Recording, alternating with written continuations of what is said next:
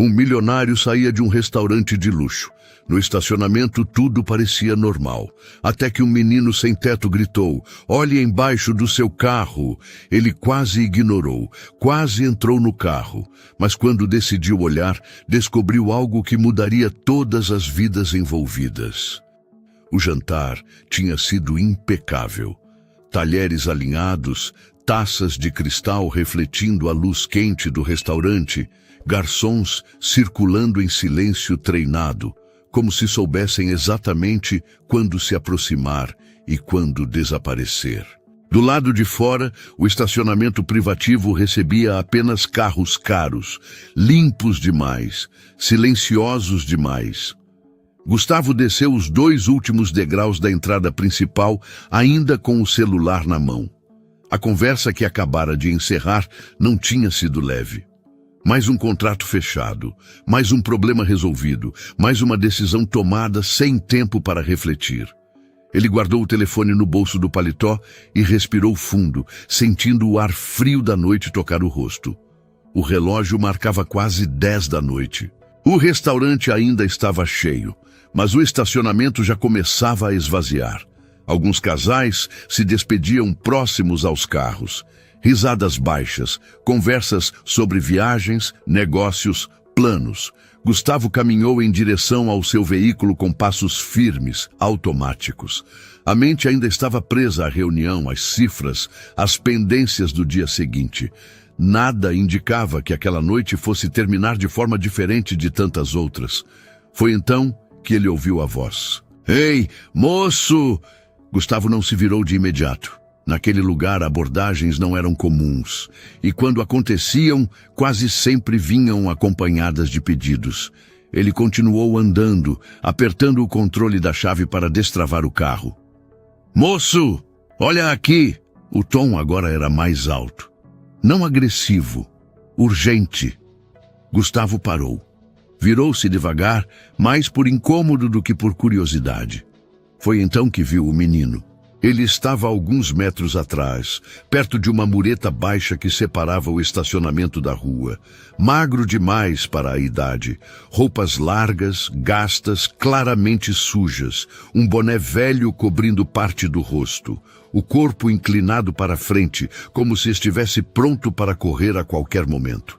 Um menino sem teto. Gustavo sentiu o impulso imediato de seguir andando, não por crueldade consciente, mas por hábito, por defesa, por aquele reflexo aprendido de não se envolver.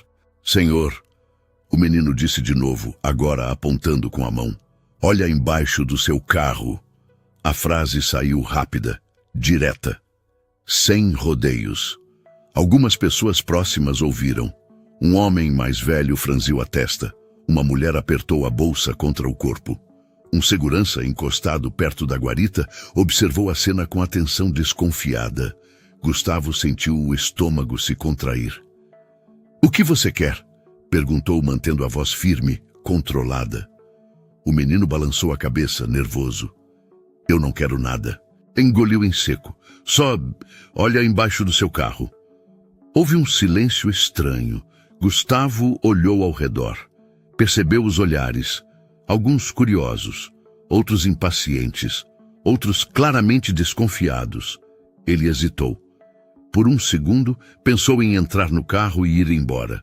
Pensou em como aquilo podia ser algum tipo de golpe. Pensou em quantas vezes já tinha ouvido histórias parecidas. Mas havia algo no menino. Ele não avançava, não se aproximava, não pedia dinheiro. Apenas insistia. "Por quê?" perguntou Gustavo. O menino respirou fundo, como se estivesse lutando contra o próprio medo. "Porque alguém mexeu ali", disse. "E isso não está certo." Gustavo sentiu um frio subir pela espinha. O segurança deu um passo à frente. "Ei, garoto, sai daí", disse em tom seco.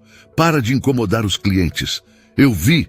O menino respondeu rápido, quase desesperado. "Eu vi quando ele se agachou."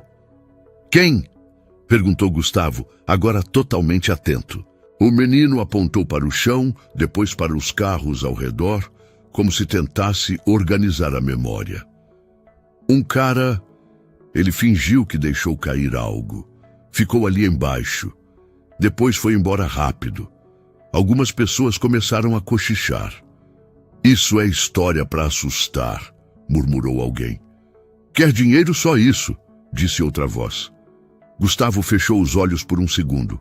A decisão que ele tomou a seguir não foi racional, foi instintiva. Ele caminhou até o carro, abaixou-se. O concreto do estacionamento estava frio.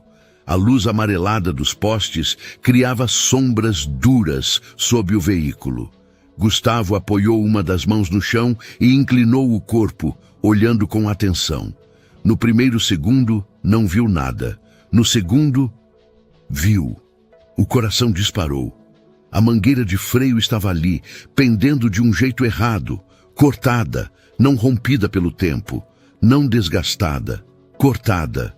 Um corte limpo, preciso, intencional. Gustavo sentiu o ar faltar. Meu Deus! Murmurou, mais para si mesmo do que para os outros.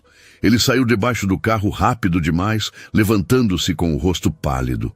Algumas pessoas se aproximaram, curiosas agora de verdade.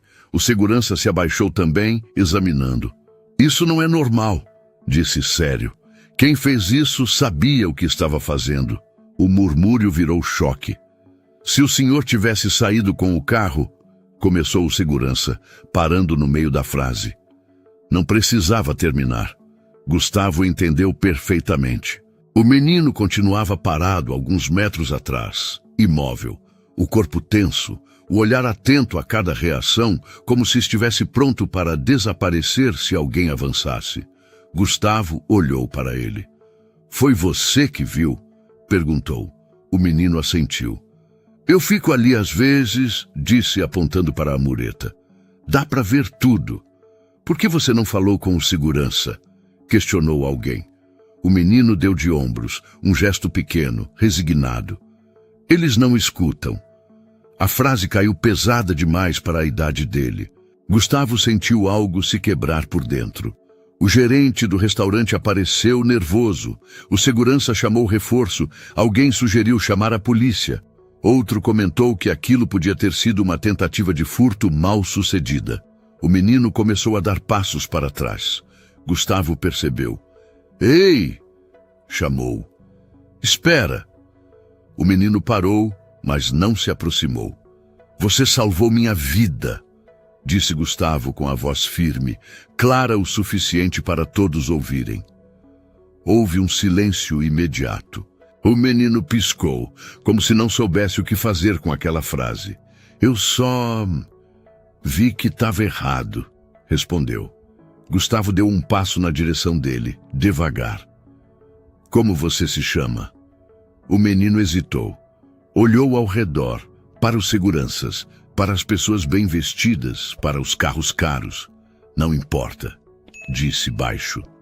Agora que você viu, eu vou embora. E começou a se afastar. Gustavo sentiu uma urgência estranha. Espera, disse de novo. Por favor. O menino parou mais uma vez. Se você não tivesse gritado... Gustavo respirou fundo. Eu teria saído com o carro. O menino não respondeu. Obrigado, completou Gustavo. De verdade. Por um segundo, algo mudou no rosto do garoto. Um brilho rápido, um quase sorriso. Algo que parecia esperança, mas que desapareceu tão rápido quanto surgiu. Cuidado com quem passa aqui, disse o menino. Nem todo mundo gosta de gente como você. E virou-se.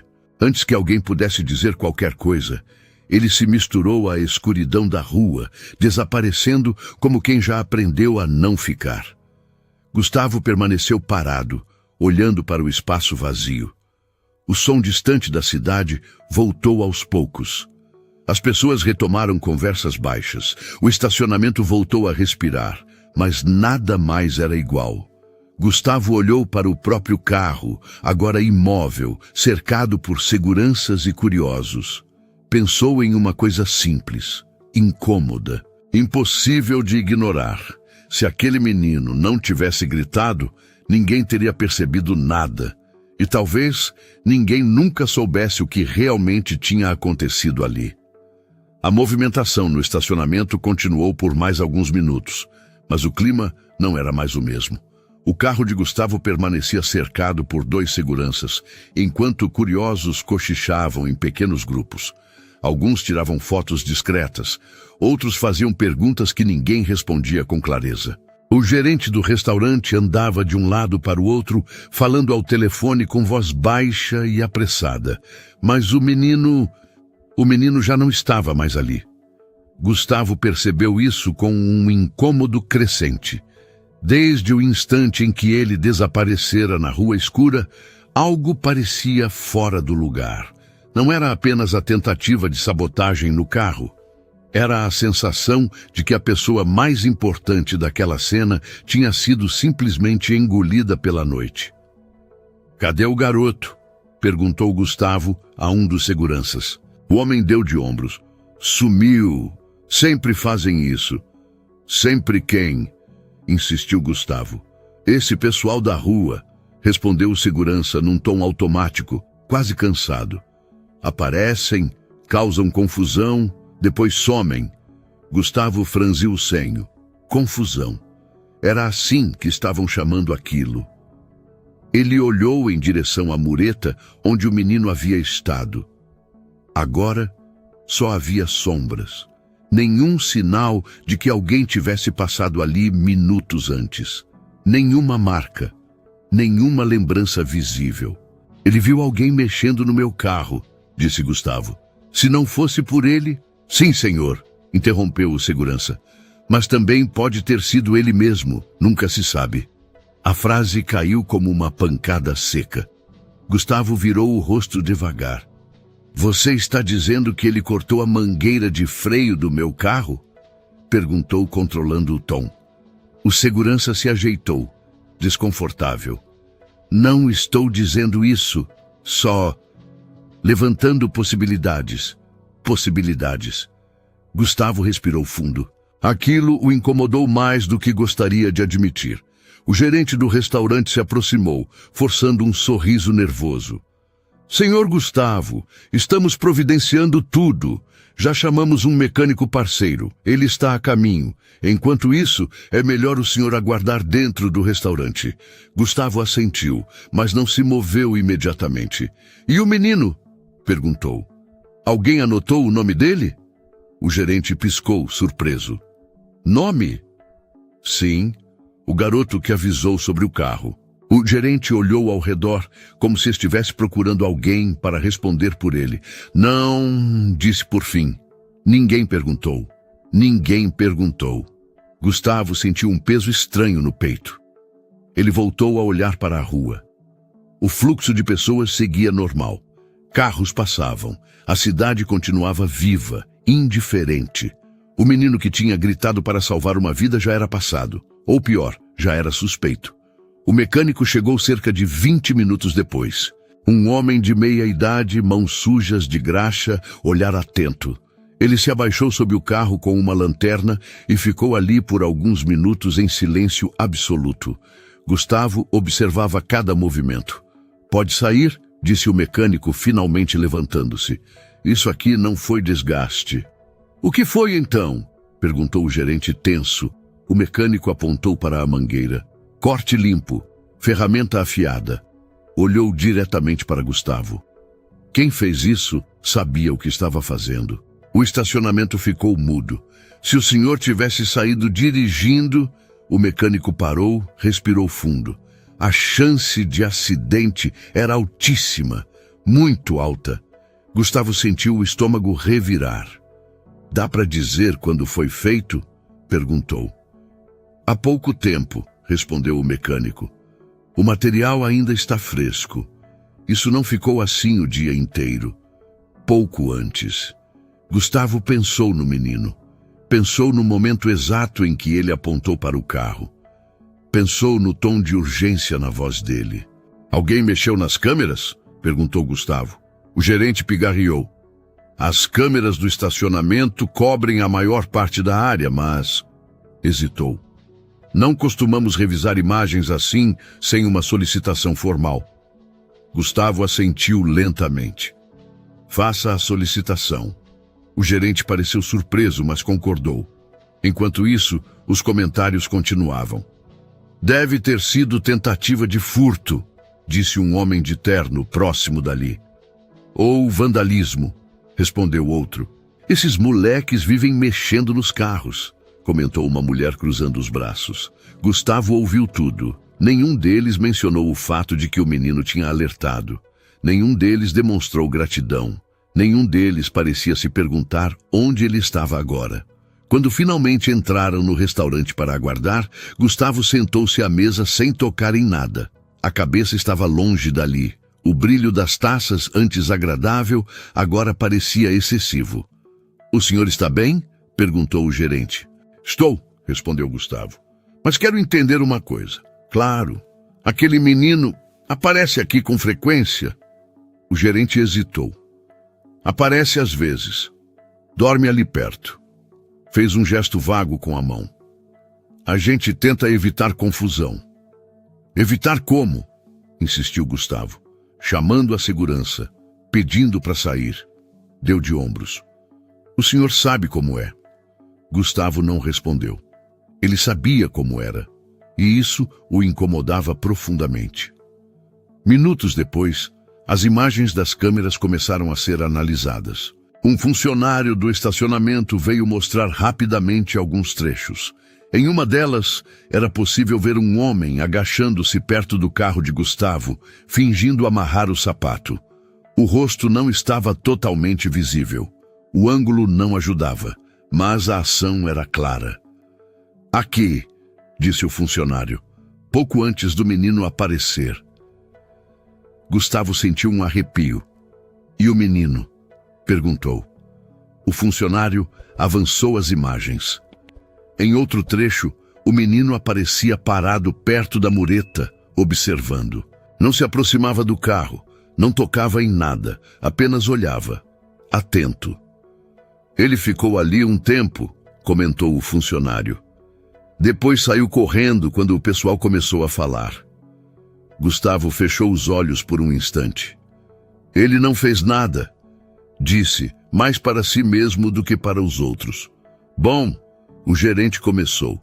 "Ainda assim, é melhor manter distância desse tipo de gente." Essa frase foi demais. Gustavo levantou-se lentamente. "Esse tipo de gente salvou minha vida", disse com firmeza. "E ninguém aqui sequer perguntou o nome dele." O gerente engoliu em seco. Houve um silêncio constrangido.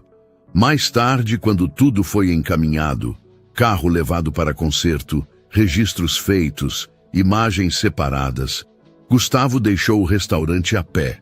Pediu que um motorista o buscasse em outro ponto. Precisava caminhar. Ao passar novamente pela mureta, parou. O espaço estava vazio. Apenas um papel amassado no chão. Uma garrafa plástica.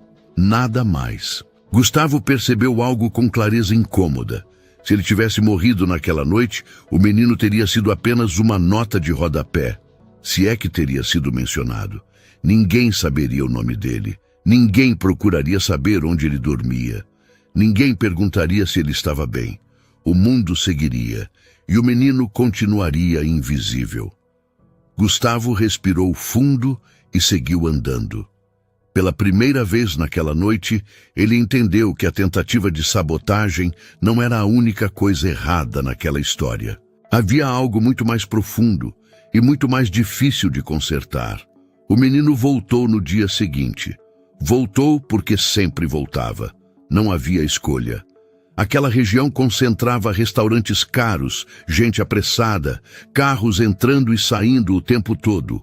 Onde havia fluxo, havia sobras. Onde havia sobra, havia chance de sobreviver mais um dia. Ele chegou cedo, antes do movimento ficar intenso. Sentou-se perto da mesma mureta, com o corpo encostado no concreto frio, os joelhos puxados para perto do peito. O boné velho escondia parte do rosto. Os olhos, atentos, varriam o estacionamento como quem aprendeu a enxergar perigo antes que ele chegue. Ninguém parecia notar sua presença, ou fingia não notar. Alguns carros passaram por ele devagar demais, como se o motorista tivesse medo de que a miséria fosse contagiosa. Outros aceleraram, como se o menino não existisse. Um casal atravessou a área sem sequer olhar para o lado onde ele estava. O menino já conhecia esse jogo. Ser invisível doía menos do que ser notado. Por volta do meio-dia, o movimento aumentou. Almoços executivos, clientes de roupas caras, perfumes fortes, conversas altas, risadas fáceis. Foi quando o segurança apareceu. Era outro, mais jovem, postura rígida, aquele tipo de olhar que não pergunta, apenas decide. Ei, a voz veio seca. Já falei que você não pode ficar aqui. O menino levantou o olhar devagar. Eu não tô pedindo nada, respondeu baixo. Só tô sentado. Não interessa. O segurança cruzou os braços. Isso aqui não é lugar para você. Algumas pessoas começaram a olhar. O menino sentiu o corpo enrijecer. Aquela sensação antiga subindo pela espinha. Ele conhecia aquele momento. O instante em que o mundo decide que ele é o problema. Ontem eu ajudei, disse, quase num sussurro. Eu avisei do carro. O segurança riu pelo nariz. Ajudou? Ironizou. Ah, não inventa história. Eu vi alguém mexendo, insistiu o menino. Eu avisei. Claro que avisou. O segurança se aproximou mais. E por coincidência, é sempre vocês que estão por perto quando dá problema. A palavra vocês cortou fundo. Uma mulher parou ao lado do marido. É esse garoto que estavam falando? Perguntou ela, sem disfarçar o tom de desprezo. Deve ser, respondeu o homem. Sempre sobra para esse tipo. O menino sentiu o rosto queimar. Eu não fiz nada, disse, agora mais alto, mas sem agressividade. Eu só gritei. Gritou para chamar a atenção, retrucou o segurança. Truque velho. Outras pessoas se aproximaram, atraídas pela cena. Ele fica rondando os carros, comentou alguém. Uma hora acontece coisa pior, disse outro. Isso afasta cliente, murmurou uma mulher de salto alto. O menino sentiu o chão sumir sob os pés. Ele não gritava mais, não se defendia com palavras longas. Apenas permanecia ali parado, segurando o próprio corpo como quem tenta não se despedaçar. Sai daqui agora, ordenou o segurança. Antes que eu chame a polícia. Chama, disse o menino com a voz embargada. Eu não fiz nada. O segurança deu um passo à frente, impondo o corpo. Último aviso. Foi nesse momento que Gustavo apareceu. Ele havia voltado ao restaurante naquele dia não por hábito, mas por incômodo. Algo o puxava de volta àquele lugar. Uma sensação persistente de que a história não tinha terminado. Assim que entrou no estacionamento, reconheceu a cena, reconheceu o menino, reconheceu o tom, reconheceu com um aperto no peito a injustiça acontecendo diante de todos e sendo aceita por quase todos. Gustavo parou a alguns metros de distância, não interferiu de imediato. Observou. Viu o menino sendo cercado, viu os olhares de julgamento. Viu a naturalidade com que a humilhação se instalava. Ele é suspeito, dizia alguém. Melhor tirar daqui, dizia outro. Ninguém perguntava, ninguém escutava. O menino baixou a cabeça, não porque concordava, mas porque estava cansado. Foi quando Gustavo deu o primeiro passo à frente. O que está acontecendo aqui? A voz foi firme, controlada, diferente das outras. O segurança se virou. Senhor, estamos resolvendo uma situação. Esse garoto não pode ficar aqui. Por quê? Perguntou Gustavo. Porque ele fica rondando os carros. Ontem mesmo teve problema. Gustavo sentiu o sangue ferver. Ontem esse garoto salvou minha vida, disse alto o suficiente para todos ouvirem. O burburinho cessou. O segurança piscou, confuso. Salvou? Como? Ele foi o único que percebeu que alguém tinha cortado a mangueira de freio do meu carro. Gustavo apontou para o menino. Se não fosse por ele, eu teria saído dirigindo. O silêncio que se seguiu foi pesado. Algumas pessoas desviaram o olhar. Outras franziram a testa, constrangidas. Isso não muda o fato de que ele não pode ficar aqui, insistiu o segurança, agora menos seguro. Gustavo se aproximou mais. Muda tudo, respondeu. Porque vocês estão acusando a única pessoa que tentou impedir uma tragédia. O menino ergueu os olhos lentamente. Não parecia alívio, parecia incredulidade. Eu vi nas câmeras, continuou Gustavo. Ele não tocou no carro. Ele só observou e avisou. O gerente do restaurante apareceu às pressas, percebendo o clima. Senhor Gustavo, nós não queremos confusão. A confusão já aconteceu, interrompeu Gustavo. E vocês permitiram. O gerente engoliu em seco. Peça desculpas, disse Gustavo, olhando diretamente para o segurança. Eu só estava fazendo o meu trabalho, retrucou o homem. Seu trabalho não inclui humilhar um menino em público, respondeu Gustavo sem elevar a voz. Inclui proteger pessoas, todas. O segurança hesitou, olhou ao redor, sentiu os olhares mudarem de direção. Desculpa, murmurou, sem convicção. O menino não respondeu. Ele já tinha ouvido desculpas vazias antes. Gustavo se abaixou levemente, ficando na altura dele. Você não fez nada de errado, disse com clareza. Nada. O menino piscou rápido, tentando segurar algo que ameaçava escapar. Eles sempre dizem isso, respondeu baixo. Depois esquecem. Gustavo sentiu um nó apertar o peito. Ele sabia que aquele momento não resolvia tudo. Sabia que o mundo não mudava ali. Mas também sabia que algo tinha sido exposto, algo feio, algo real. As pessoas começaram a se dispersar, constrangidas. Algumas cochichavam, outras fingiam que nada tinha acontecido. O menino deu um passo para trás. Eu vou embora, disse, antes que mude de novo. Gustavo não o impediu, apenas observou enquanto ele se afastava, mais uma vez, sem aplausos, sem reconhecimento público, sem recompensa. Mas dessa vez Gustavo não desviou o olhar. E teve certeza de uma coisa: a humilhação que ele acabara de presenciar não podia ser o fim daquela história. Gustavo não dormiu bem naquela noite. Não foi o susto apenas, nem o quase acidente que ele evitara por minutos. Foi a soma das imagens que insistiam em voltar sempre que ele fechava os olhos. O menino parado perto da mureta, a mangueira de freio cortada, os olhares acusatórios, a facilidade com que todos aceitaram a humilhação como algo normal. E, acima de tudo, uma certeza incômoda que se repetia sem descanso. Alguém tentou matá-lo. Não era vandalismo, não era brincadeira, não era descuido. Foi um ato deliberado. Gustavo levantou-se antes do amanhecer. Tomou café sem sentir o gosto. Vestiu-se no automático. O motorista perguntou se deveria levá-lo ao escritório. Gustavo recusou. Quero passar em um lugar antes. O carro seguiu pelas ruas ainda vazias. A cidade acordava lentamente, como se nada tivesse acontecido. Para o mundo, aquele era apenas mais um dia comum. Para Gustavo, era o dia seguinte a uma tentativa de assassinato.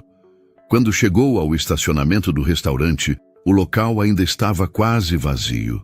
Apenas alguns funcionários circulavam. Um caminhão de entregas descarregava caixas. O silêncio ali era diferente do da noite anterior. Mais cru, menos elegante. Gustavo pediu para descer antes da entrada principal. Caminhou sozinho. O chão parecia o mesmo. A mureta ainda estava ali. O espaço onde o menino costumava sentar continuava vazio. Ele parou por alguns segundos, observando. Era estranho como tudo parecia banal agora, como se o perigo tivesse sido apenas um detalhe esquecido da noite anterior. Aquilo o incomodou profundamente. Gustavo entrou no restaurante e pediu para falar com o gerente. Quero acesso completo às imagens das câmeras, disse, sem rodeios. Todas, desde o dia do ocorrido à tarde. O gerente hesitou. Mas, senhor, já te mostramos o necessário. Isso envolve protocolos, envolve uma tentativa de homicídio, interrompeu Gustavo com frieza. E eu quase fui a vítima. A palavra homicídio mudou o tom da conversa. Minutos depois, Gustavo estava sentado diante de uma tela, ao lado de um funcionário do estacionamento. As imagens passavam em velocidade acelerada, pessoas entrando, saindo, funcionários trabalhando, nada fora do comum à primeira vista. Volta um pouco, pediu Gustavo. A imagem retrocedeu. Aí, apontou. O homem apareceu novamente, o mesmo da noite anterior. Não parecia nervoso, não parecia apressado. Apenas alguém comum, usando uniforme de empresa terceirizada, circulando entre os carros como parte da rotina. Ele trabalha aqui? Perguntou Gustavo. É terceirizado, respondeu o funcionário. Limpeza e apoio. Gustavo observou com atenção. O homem caminhava entre os carros de luxo com naturalidade. Parava aqui e ali. Olhava ao redor. Em determinado momento, agachou-se ao lado do carro de Gustavo. O gesto foi rápido, discreto, ensaiado. Gustavo sentiu o estômago se fechar. Dá para ampliar? Pediu. A imagem ficou granulada, mas o suficiente para mostrar o movimento das mãos, a inclinação do corpo, o tempo exato que ele permaneceu ali. Quanto tempo ele ficou agachado? Perguntou Gustavo. Uns 40 segundos, respondeu o funcionário. Tempo demais para amarrar um sapato. Gustavo assentiu em silêncio. Ele fez isso em outros carros? Perguntou. O funcionário hesitou, depois avançou as imagens. Sim, fez. Não da mesma forma. Não em todos. Mas sempre observando carros caros, sempre escolhendo alvos específicos, sempre com o mesmo cuidado calculado. Ele já causou algum problema antes? Perguntou Gustavo. Reclamações, comentários, respondeu o funcionário. Ele falava mal de cliente rico. Dizia que ninguém ali se importava com ele. Gustavo fechou os olhos por um instante. Aquilo não era um impulso isolado. Era ressentimento acumulado. Quando saiu da sala, Gustavo sentia um peso diferente nos ombros. Agora, ele não lidava apenas com a imagem do menino humilhado. Lidava com a consciência clara de que alguém tinha agido movido por ódio. Ódio silencioso, ódio direcionado. No caminho de volta ao carro, Gustavo parou novamente perto da mureta. O menino ainda não estava ali. Gustavo percebeu algo que não tinha notado antes. Marcas leves no chão, restos de papelão, uma garrafa vazia escondida atrás do muro. Vestígios de alguém que passava tempo ali, que vivia ali. Ele não estava apenas de passagem. Gustavo respirou fundo. Foi ali, naquele ponto simples e esquecido, que ele tomou uma decisão. Não uma decisão impulsiva. Não uma decisão para aliviar a culpa. Uma decisão prática. Se aquele menino tinha sido capaz de enxergar um perigo real antes de qualquer adulto ali, era porque ele observava o mundo de um lugar que ninguém queria ocupar. E ignorá-lo novamente seria repetir o mesmo erro. Gustavo voltou ao carro e pegou o celular. Fez algumas ligações. Não para amigos, não para advogados ainda. Ligou para uma assistente social que sua fundação apoiava há anos. Uma mulher experiente, acostumada a lidar com casos difíceis. Preciso de ajuda com um menino em situação de rua, disse Gustavo. Não agora, não para aparecer. Preciso fazer isso direito. Do outro lado da linha, a resposta foi direta. Então vai dar trabalho. Que dê, respondeu Gustavo. Ele desligou. O crime ainda precisava ser tratado. O culpado ainda precisava responder. Nada daquilo estava resolvido. Mas, pela primeira vez desde a noite anterior, Gustavo sentiu que não estava apenas reagindo. Estava assumindo responsabilidade. Enquanto o carro se afastava do estacionamento, Gustavo olhou uma última vez pelo retrovisor. O lugar parecia comum, inofensivo, mas ele sabia. Ali, duas coisas tinham acontecido. Uma tentativa de morte e um pedido silencioso de socorro, e nenhum dos dois podia ser ignorado. Gustavo passou o dia inteiro com a sensação de que estava carregando algo invisível nos ombros. No escritório, tudo funcionava como sempre. Reuniões pontuais, números projetados em telas grandes, decisões tomadas em poucos minutos, pessoas anotando cada palavra que ele dizia. Mas por trás de cada assunto havia um pensamento insistente, quase obsessivo. Alguém tentou matá-lo e quase conseguiu. Gustavo assinou documentos sem realmente lê-los. Respondeu perguntas no automático. A cabeça estava longe dali. Voltava, repetidamente, à imagem do homem agachado ao lado do carro. 40 segundos. Um gesto simples. Um ódio silencioso transformado em tentativa de morte. Não havia como romantizar aquilo. Não era um alerta do destino. Não era uma lição espiritual. Era crime. No fim da tarde, Gustavo dispensou a equipe mais cedo e ficou sozinho na sala. Caminhou até a janela e observou a cidade lá embaixo. Pessoas indo e vindo, carros presos no trânsito, gente apressada demais para perceber o que acontecia a poucos metros de distância. Foi nesse silêncio que o peso começou a apertar. Ele não conseguia tirar da cabeça a facilidade com que todos aceitaram culpar o menino. A rapidez com que alguém disse, esse tipo, a naturalidade da exclusão. E percebeu algo incômodo. Se o menino não tivesse sido útil naquele momento, se não tivesse salvado uma vida rica, ninguém teria parado para escutá-lo. Gustavo sentiu vergonha. Não porque tivesse feito algo diretamente errado, mas porque percebeu quantas vezes passou por situações parecidas sem se envolver. Quantas vezes ignorou. Quantas vezes considerou normal. O silêncio pesa mais quando a gente entende que participou dele.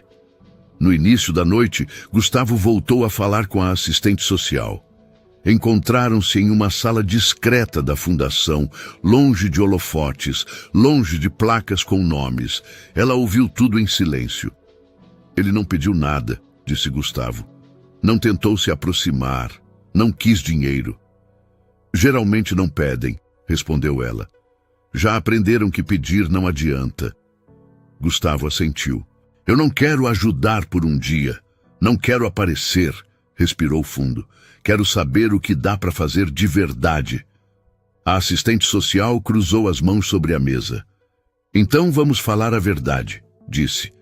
Tirar alguém da rua não é rápido, não é bonito, não é linear. Eu sei, ele vai resistir, continuou ela. Vai desconfiar, pode fugir, pode voltar, porque a rua, por mais cruel que seja, é o que ele conhece. Gustavo pensou no olhar do menino. Na forma como se afastava sempre antes que alguém decidisse por ele. Mesmo assim, disse Gustavo, eu não posso fingir que não vi. Ela assentiu lentamente. Primeiro passo é abordagem técnica, explicou. Nada de promessas, nada de imposição. A gente oferece abrigo temporário, alimentação, acompanhamento e respeita o tempo dele. Educação, se ele aceitar. Documentos primeiro, escola depois, um passo de cada vez. Gustavo respirou fundo. Aquilo não era uma solução rápida, era compromisso. Enquanto isso, em outro ponto da cidade, o homem que cortara a mangueira de freio também sentia o peso, mas de outra forma. Ele continuava indo ao trabalho. Cumpria horários, limpava o chão entre um carro e outro. Mas agora evitava olhar para as câmeras, evitava permanecer muito tempo parado, evitava conversar. O ressentimento ainda estava lá, mas agora vinha acompanhado de medo. Gustavo sabia que tinha provas suficientes, sabia que podia denunciar naquele instante. Mas algo o segurava, não era piedade, era estratégia. Ele queria entender até onde aquele ódio ia, se havia mais alguém, se havia repetição, se aquele homem era exceção ou sintoma. Enquanto isso, o menino voltou à mureta naquela noite. Sentou-se no mesmo lugar, o corpo encolhido, o olhar atento. O mundo não tinha mudado para ele, ninguém o esperava, ninguém o procurava. Ele ainda era invisível. Mas, pela primeira vez em muito tempo, alguém pensava nele sem que ele soubesse. Gustavo encerrou a noite revisando as imagens mais uma vez. Observou o momento exato do corte. Observou o menino ao fundo, atento, parado, enxergando o que ninguém mais via. E percebeu algo que doeu mais do que o quase acidente. O menino não salvou sua vida por bondade. Salvou por sobrevivência. Porque quem vive à margem aprende a reconhecer perigo antes que ele aconteça. Gustavo desligou o computador e ficou no escuro por alguns segundos. A denúncia viria. A justiça viria. Mas antes disso, ele precisava fazer algo mais difícil. Romper o próprio silêncio. E isso não tinha mais volta. A decisão de denunciar não veio como um impulso, veio como consequência. Gustavo passou 2 dias inteiros revendo imagens, horários, registros de entrada e saída. Conversou com o responsável pela empresa terceirizada, ouviu versões incompletas, respostas defensivas, tentativas de minimizar o que havia acontecido. Isso nunca aconteceu antes, disseram, mas havia acontecido. E quase terminou em morte. O corte na mangueira de freio não deixava margem para dúvida. Não era desgaste, não era falha mecânica, era a ação humana, precisa, consciente. Gustavo sabia que, se tivesse saído dirigindo naquela noite, a história não teria continuação. Não haveria investigação, não haveria menino, não haveria escolha, haveria um acidente e talvez um funeral. Foi isso que o fez agir. Ele chamou a polícia sem aviso prévio, não para o estacionamento, não para o restaurante. Para um encontro formal, longe de curiosos, longe de funcionários, levou tudo, as imagens, os laudos do mecânico, os horários cruzados. O delegado ouviu em silêncio. "O senhor entende que isso configura tentativa de homicídio?" Perguntou direto. "Entendo", respondeu Gustavo. "E foi exatamente por isso que esperei reunir provas. Não quero suposições, quero fatos." O delegado assentiu. "O suspeito será chamado para depor. Não houve algemas naquele momento. Não houve escândalo. Apenas a formalidade fria de quem sabe que algo sério está prestes a acontecer." No mesmo dia, a empresa terceirizada foi notificada. O funcionário foi afastado imediatamente, não por conduta inadequada, por investigação criminal. Quando o homem foi chamado para conversar, tentou negar no início. Disse que não lembrava. Disse que podia ter se agachado por qualquer motivo. Disse que estavam exagerando, mas as imagens não mentiam. 40 segundos, a ferramenta na mão, o olhar rápido ao redor. O silêncio dele foi ficando mais longo conforme as perguntas avançavam. "Eu não queria matar", disse em determinado momento. "Só queria assustar." Essa frase gelou a sala. "Cortar o freio de um carro não assusta", respondeu o delegado. "Mata." O homem baixou a cabeça. O ressentimento veio à tona aos poucos. Frases soltas, reclamações antigas, comparações constantes. "Eles passam por cima da gente", disse. "Vivem ali, gastando o que não precisam, enquanto a gente mal respira." Gustavo ouviu tudo sem interromper. Ali não havia um monstro.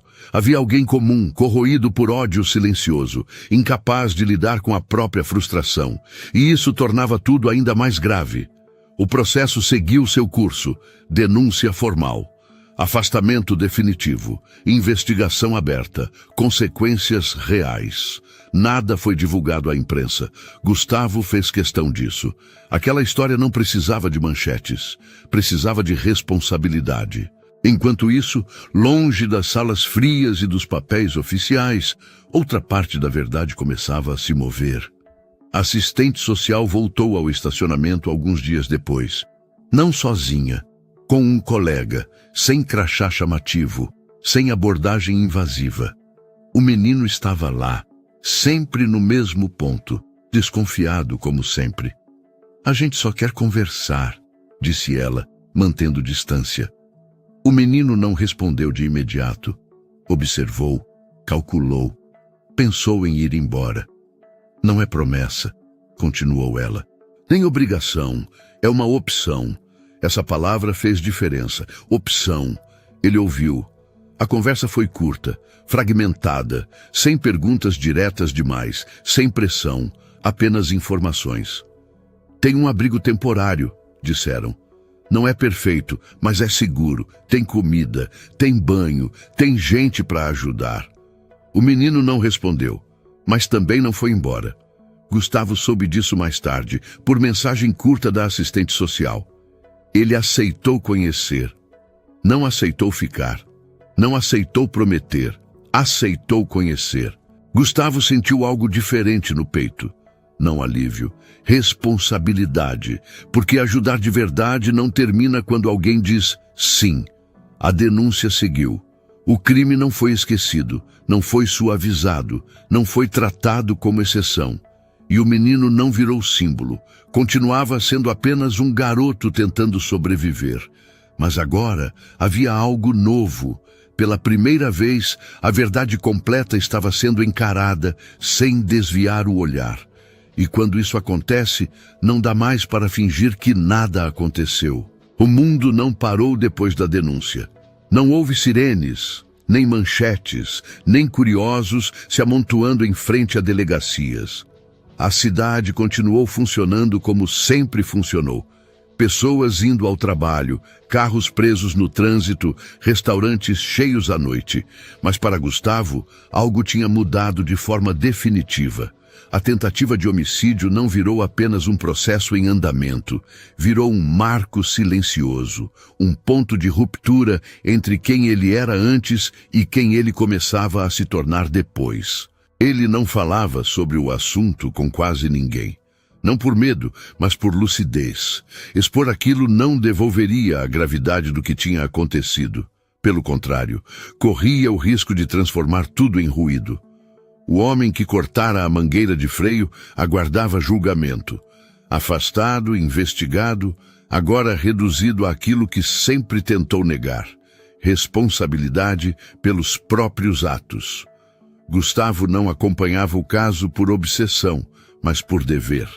Sabia que justiça não era vingança, era consequência.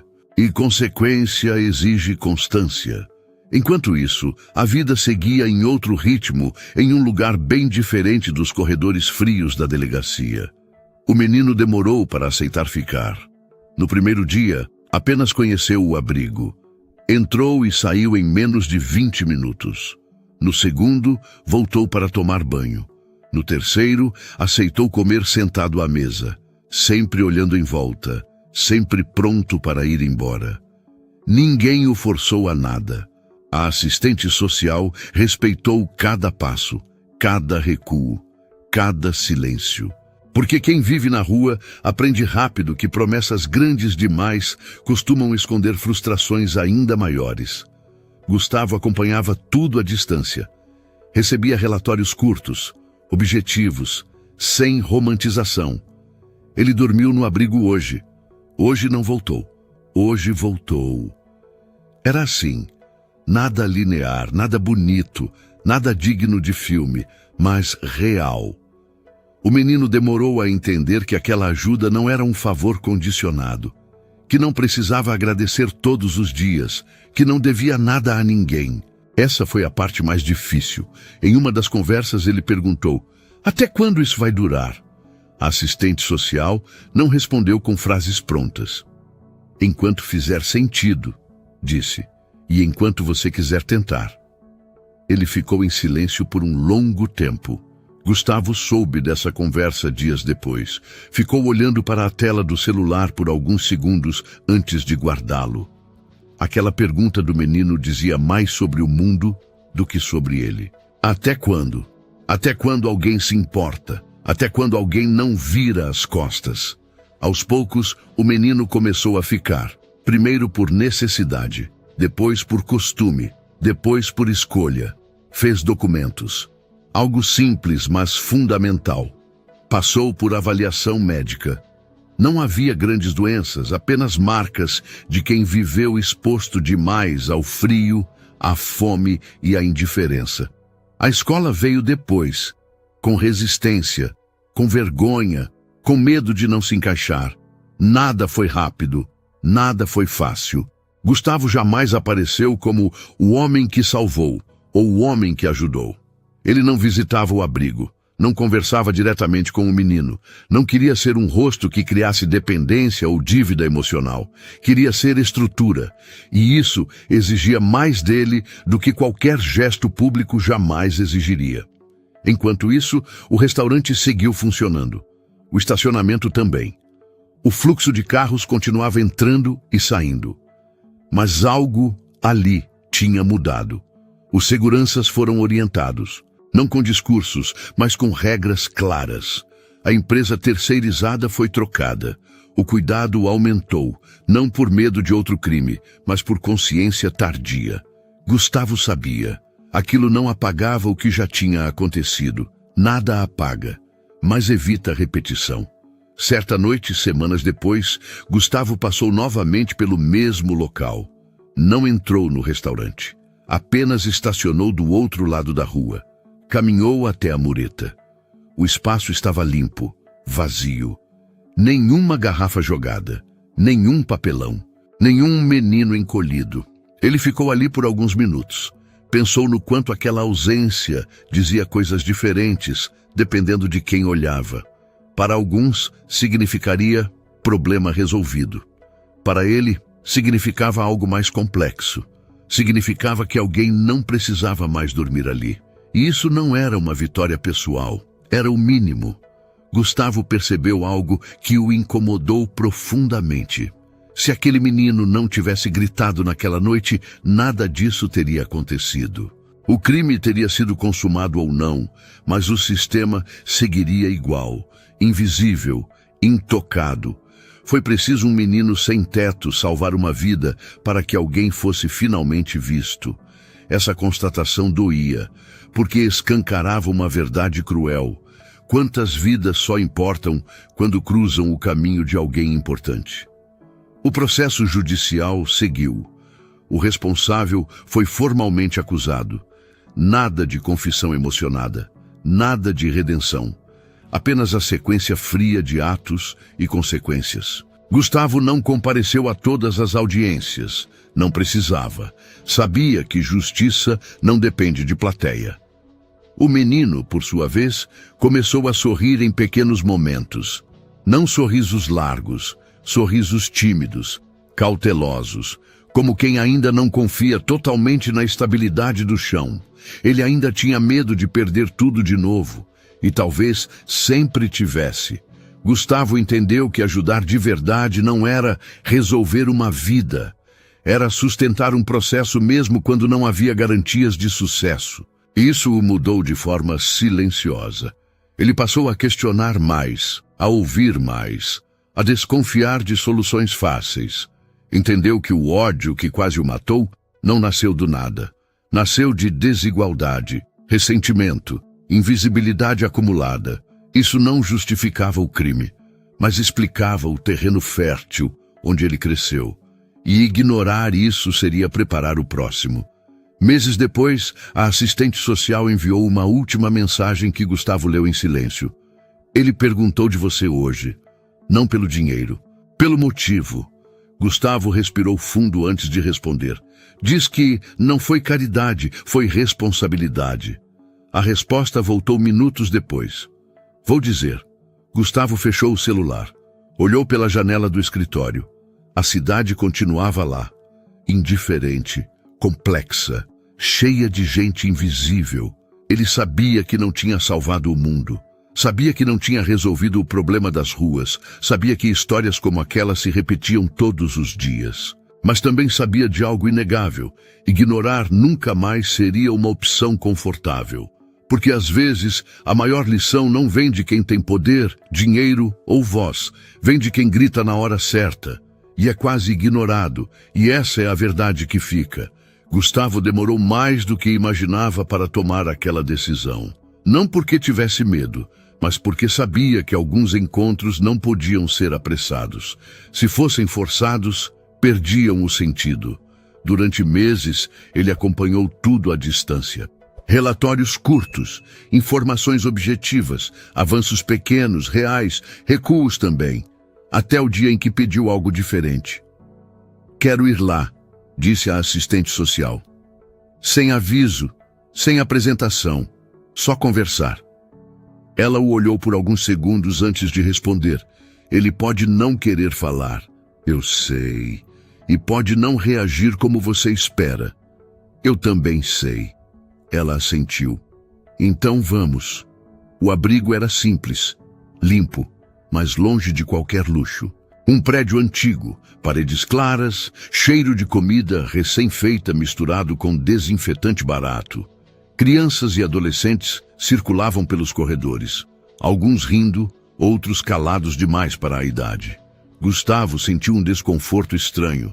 Não era culpa, era consciência. Ele nunca tinha estado ali antes, nunca tinha precisado. A assistente social pediu que ele esperasse em uma sala pequena, com cadeiras de plástico e uma mesa gasta. Não havia quadros inspiradores nas paredes, nem frases prontas, apenas silêncio. Minutos depois a porta se abriu. O menino entrou devagar. Estava diferente, não irreconhecível, mas diferente. O corpo parecia menos encolhido, a roupa simples, limpa. O boné velho não estava mais ali. O cabelo curto, ainda meio desalinhado. O olhar continuava atento, mas já não carregava o mesmo alerta constante de quem espera ser atacado a qualquer momento.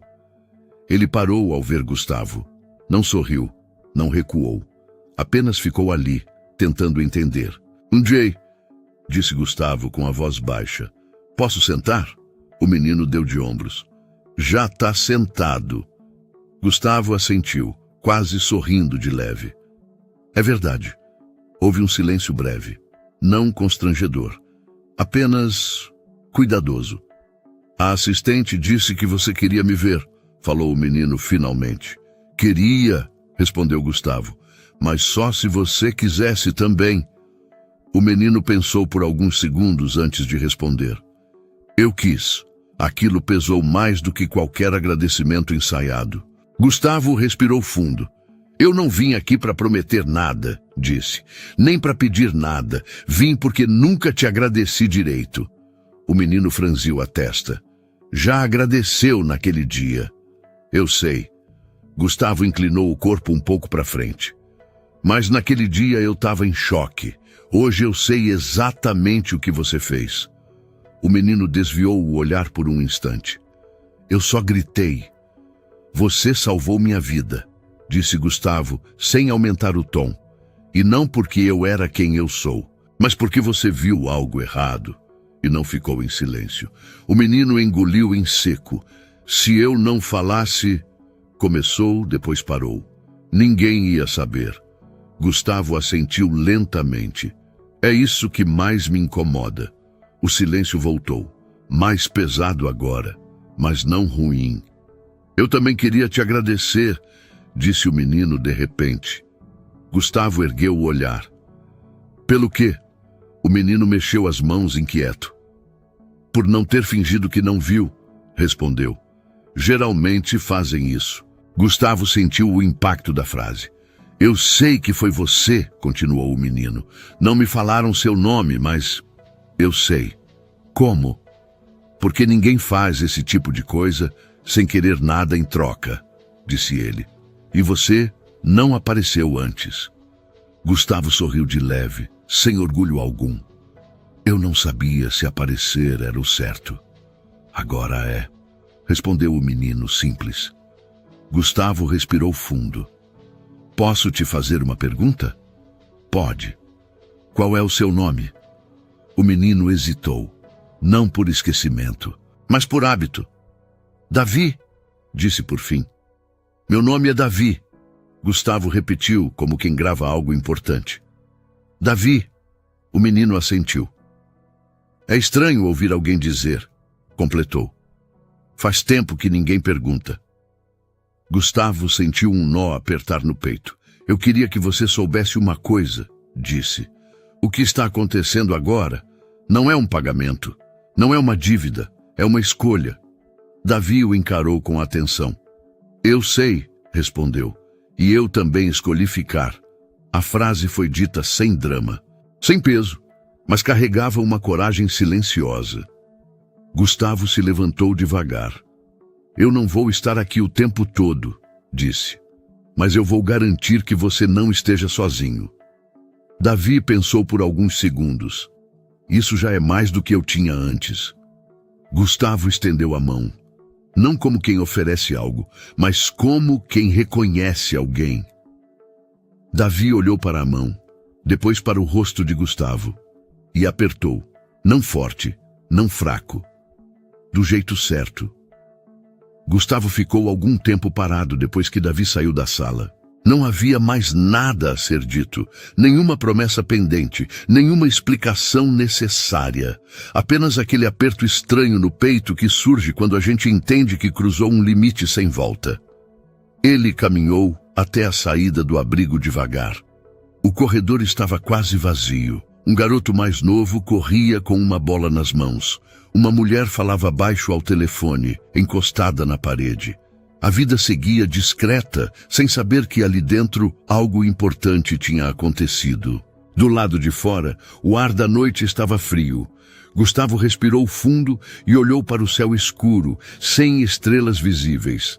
Pensou em como por muito tempo achou que controle significava prever tudo, que segurança era eliminar riscos, que poder era nunca depender do acaso. Mas naquela noite, meses atrás, tudo tinha sido diferente. Ele não controlou nada, não previu nada, não impediu nada sozinho. A própria vida esteve nas mãos de alguém que o mundo insistia em ignorar. Um menino sem teto, um nome esquecido, uma voz que quase ninguém escutou. Gustavo pensou na mangueira de freio cortada, no gesto silencioso de ódio, no quanto aquele ato podia ter encerrado tudo antes mesmo de começar. Pensou também na facilidade com que a violência nasce quando as pessoas deixam de se enxergar como iguais. Nada daquilo era simples. A ajuda que Davi recebia não apagava o passado, não garantia o futuro. Não transformava dor em milagre. Era apenas uma chance, pequena, frágil, humana. Mas talvez fosse assim que mudanças reais começassem. Não com grandes discursos, não com gestos espetaculares, mas com decisões difíceis, sustentadas todos os dias. Gustavo entendeu ali que não havia heróis naquela história. Havia escolhas. A escolha de odiar, a escolha de ignorar, e a escolha de não ficar em silêncio. E no fim, foi essa última que salvou uma vida e mudou outra. Gustavo se afastou do abrigo e entrou no carro. Antes de dar partida, ficou alguns segundos olhando para o volante. Pensou em quantas vezes já o segurara sem medo, sem consciência do quanto tudo podia acabar rápido demais. Dessa vez, segurou com cuidado, não por temor, mas por respeito. Porque algumas lições não vêm para assustar. Vêm para lembrar que às vezes o que separa a vida da morte é apenas alguém que decide olhar e não virar o rosto. E isso ninguém esquece. E agora eu quero saber de você. Se você estivesse no lugar do Gustavo, o que teria feito depois de descobrir que alguém cortou o freio do seu carro? Denunciaria imediatamente, ou como ele, investigaria em silêncio antes de agir. E mais, se você estivesse ali naquele estacionamento, teria acreditado no Davi desde o primeiro grito? Ou também teria desconfiado dele como todo mundo fez? Conta aqui nos comentários. Você acha que o culpado agiu por maldade pura ou por um ódio que foi crescendo com o tempo? Eu quero muito ler a sua opinião. E aproveita para me contar também de qual cidade você está assistindo agora. Se você gostou dessa história, deixa o like, se inscreve no canal e ativa o sininho para não perder as próximas histórias. Compartilha esse vídeo com alguém que precisa ouvir isso hoje. Obrigado por ficar até o final. Te espero na próxima história.